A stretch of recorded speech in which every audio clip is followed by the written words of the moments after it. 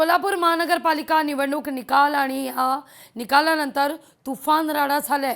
बोंद्रे खराटे गटात तुफान राडा आहे। दगडफेक करत एकमेकांना मारहाण आहे।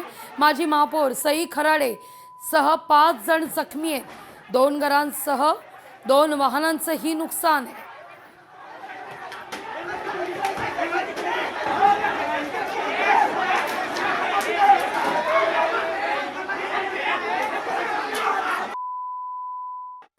छत्रपती संभाजीनगरमध्ये भाजप उमेदवाराच्या घरावर हल्ला आहे।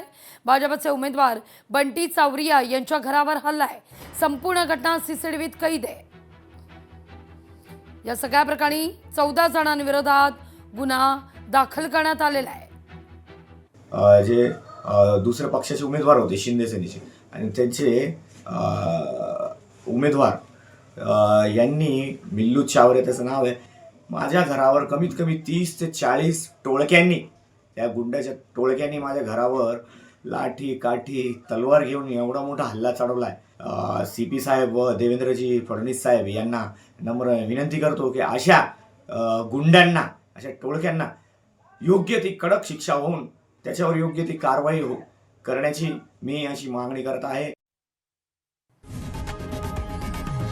लोकशाही मराठी ऐका, पहा, जागरूक रहा।